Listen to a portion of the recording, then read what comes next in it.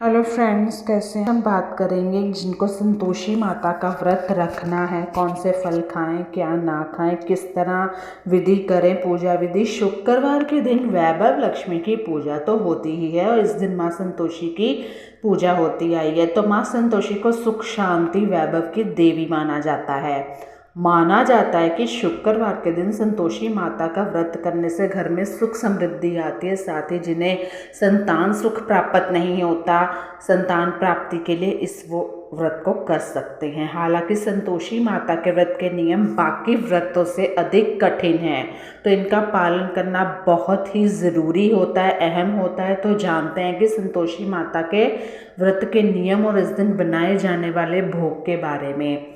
क्या होता है कि कुछ चीज़ें नहीं पता होती तो हमसे कई गलतियां हो जाएंगी, तो ध्यान जरूर रखें। संतोषी माता का व्रत अगर आर्थिक स्थिति तंगी से गुजर रहे हैं वो भी आप करें, जितनी बार कर सकते हैं।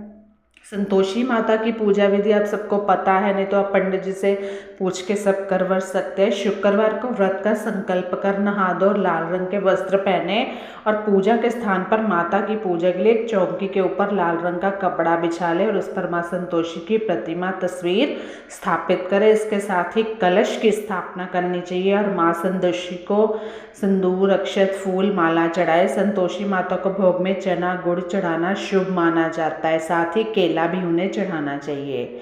अगर उद्यापन करना है तो माता संतोषी का 16 शुक्रवार का व्रत करके फिर उद्यापन करें। उद्यापन में चने की सब्जी, पूड़ी बनाई जाती है, खीर बना लें।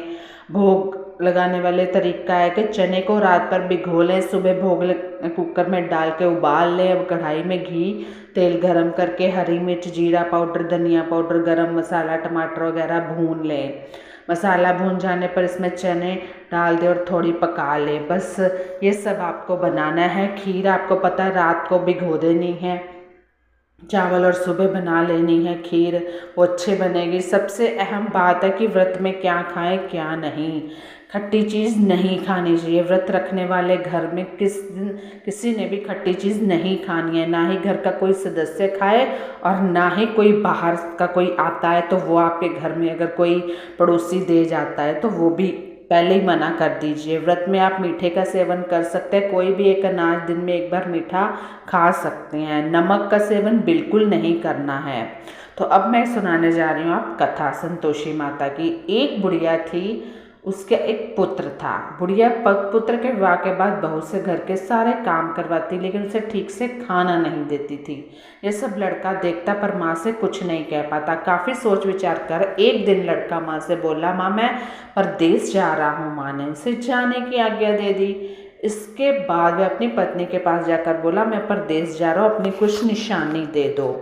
तो बहू बोली, मेरे पास तो निशानी देने जो कुछ भी नहीं है, और पति के चरणों में गिरकर रोने लगी। इससे पति के जूते पर गोबर से सने हाथों से छाप बन गई। तो पुत्र के जाने बाद सास के अत्याचार और बढ़ गए। एक दिन बहू दुखी होकर मंदिर चली गई। वहां उसने देखा कुछ महिलाएं पूजा कर रही थीं। महिलाओं ने बताया कि शुक्रवार को स्नान के बाद एक लोटे में शुद्ध जल लेकर गुड़ चने का प्रसाद लेना और सच्चे मन से माँ खटाई भूल कर ही पूजा की करनी है। लेकिन भूल कर भी खटाई ना तो खानी है ना ही उन्हें खाने देनी है जिससे ये प्रसाद खाया हो। व्रत विधान सुनकर बहू ने भी संतोषी माता का व्रत शुरू कर दिया। कुछ दिन बाद घर में पैसे की किल्लत दूर होने लगी।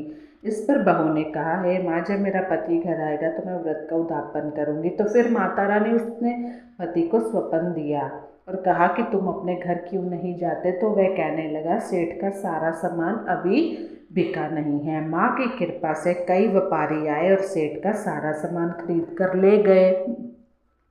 तो माता रानी सब पर कृपा जो बरसाती है, तो साहूकार ने उसे घर जाने की इजाज़त दे दी क्योंकि उसका सामान बिक गया था। घर आकर पुत्र ने अपनी माँ और पत्नी को बहुत सारे रुपए दिए। पत्नी ने कहा कि मुझे संतोषी माता के व्रत का उद्यापन करना है। उसने सभी को न्योता दे उद्यापन की सारी तैयारी की।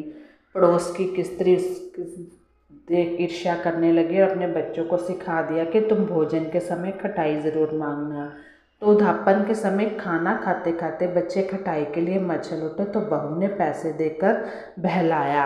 लेकिन फिर क्या था, वो बच्चों ने खटाई खानी, मतलब खट्टा जो उन्होंने क्या किया, बच्चों ने दुकान से उन पैसों की इमली खरीद कर खाने लगे तो माता रुष्ट हो गई। इसके बाद ही राजा के दूत आए और उसके पति को पकड़ कर ले जाने लगे। तब किसी ने बहू को बताया कि उसके दिए पैसों से बच्चे ने इमली खाई है। तो इसके बाद बहू ने फिर से उद्यापन का संकल्प लिया, तभी उसके सामने उसका पति दिखाई देता है। अगले शुक्रवार को उसने फिर विधिवत उद्यापन किया।